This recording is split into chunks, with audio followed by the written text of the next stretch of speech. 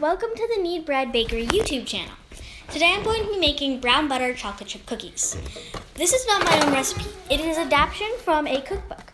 The recipe book is called The Cookie Book. It is a great investment for people who like recipes like this. First, I'm going to start off by adding 10 tablespoons of butter to a medium saucepan. I cut the butter up into 2 tablespoons pieces. You're going to want to turn the heat onto low. After about 1 to 2 minutes of putting it on low, it should be melted, and you're going to crank up the heat to about a medium. After 3 to 5 minutes of stirring pretty constantly, it's going to look like that, and you're going to pour it into a glass measuring cup. You're going to also want to cool it for about 10 minutes. So next, I'm pouring it into a strainer over a medium to large size bowl. And I'm just going to strain it to get rid of any little bits that may be left over from melting, as you can see at the bottom of the strainer. Next, I'm going to add half a cup of vegetable oil. You can also use other neutral oils such as sunflower seed oil or canola oil. I'm also going to add 1 cup of white sugar. Note, this is not the same recipe as in the book. It is my adaptation using what I think tastes better. I'm also going to add 1/3 of a cup of light brown sugar and whisk that until all is combined. Next, I'm going to add 2 room temperature eggs. It's very important that they're room temperature, otherwise the oven is going to have a harder job of warming it up and they may not cook as fast.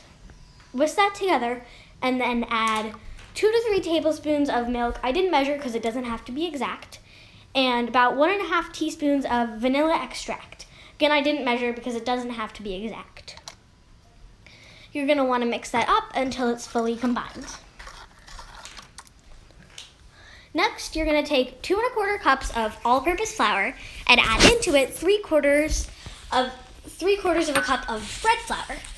You're also going to add in about 3 to 4 cracks of sea salt, or about 3/4 of a teaspoon.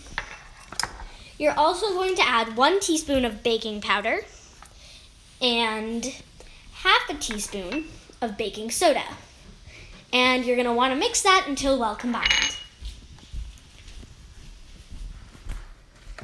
Next, you're going to add the dry ingredients into the wet ingredients bowl and whisk it until all is combined, but there's still some streaks of flour. You're going to switch to a spatula and add in 2 cups of chopped dark chocolate. You can use chocolate chips, but I find that dark chocolate has a lot more of a homemade look, and I think it looks a lot better than chocolate chips. So once you're done mixing that, you're going to prepare your baking sheets. I learned this little trick where I like to take little bits of my extra cookie dough and press them onto the baking sheet in between the baking sheet and parchment paper and on each of the corners. That helps the parchment paper stick down to the baking sheet so it doesn't ride up and cause the cookies to have an indent from the uneven parchment paper. You're going to want to do this to 2 baking sheets. You may need 3 depending on how far apart you space your cookies and how big your cookies are. Next, you're going to weigh your cookies. You're going to want to use about 27 to 30 grams of dough. If you do not have a cooking scale, that is okay. Even though it does make it a lot easier, and your cookie balls should be the same size, it should be about 1/2 to 2 tablespoons of dough. This is an optional step, but I like to sprinkle a little bit of sea salt on top of my cookies before they go in the oven. This just gives it a really nice feel in your mouth. Next, you're going to put them in a 375-degree oven for 10 to 11 minutes. Depending on the oven, it may vary. But anything less than 10 minutes, unless you have a super strong oven, probably won't be fully baked. Okay, so this is what they look like after 10 minutes. And after they've cooled for a little bit, I'm going to get one up of the cookies and I'm going to taste test it. So this is the final product of brown butter chocolate chip cookies. As you can see, they're pretty big and puffy, and they're really chewy on the inside, which I like. Here's a bite. And they're super good and really